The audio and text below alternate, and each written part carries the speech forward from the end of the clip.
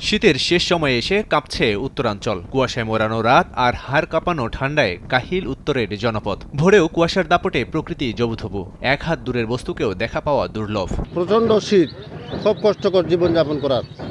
আমরা কাজে বাড়তে পারতেছি না। গুড়ি গুড়ি বৃষ্টির মতো পড়তেছে কুয়াশা, হঠাৎ করে এমনভাবে কুয়াশা পড়ে গেছে যে কিছু দেখা যাচ্ছে না। তাপমাত্রার পারদ অঞ্চল ভেদে ওঠানামা করলেও মৃদু শৈত্যপ্রবাহে শীতের দুর্ভোগ সীমাহীন। সবচেয়ে বেশি বিপাকে হিমালয় কন্যা পঞ্চগড়বাসী। প্রতিদিনই 10 ডিগ্রি নিচে তাপমাত্রা বিরাজ করছে। শুক্রবার তাপমাত্রা ছিল 9.8 ডিগ্রি সেলসিয়াস। যে ঠান্ডা, যে কুয়াশা, যে শীত, নদীর জেলা কাম করে মোটামুটি 1 ঘন্টাও কাম করিয়া পারে না। এমনভাবে কুয়াশা পড়ছে যেন কোনো কিছু দেখা যাচ্ছে না। 50 ফিট থেকে 100 ফিট পর্যন্ত আমাদের যেতে হলে লাইট জ্বালিয়ে যেতে হচ্ছে।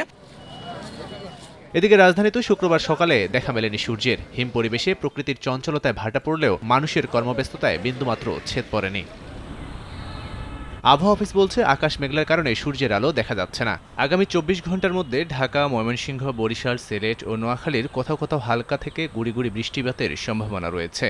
ঢাকা, ময়মনসিংহ, বরিশাল, সিলেট এবং নোয়াখালী ও কুমিল্লা অঞ্চলের কোথাও কোথাও দুই এক জায়গায় বিশেষ করে বৃষ্টি অথবা হালকা বৃষ্টি অথবা গুড়ি গুড়ি বৃষ্টি হওয়ার সম্ভাবনা রয়েছে। বৃষ্টি অলরেডি হয়েও গেছে।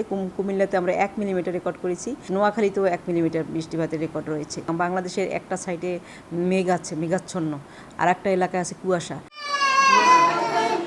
আবহাওয়ার এমন অবস্থায় দেশের বিভিন্ন স্থানে আশঙ্কাজনক হারে বাড়ছে ভাইরাস ও ঠান্ডাজনিত রোগীর সংখ্যা। প্রতিদিনই হাসপাতালে শয্যার তুলনায় কয়েক গুণ রোগী ভর্তি হচ্ছেন। লাবিব হাসান, সময় সংবাদ।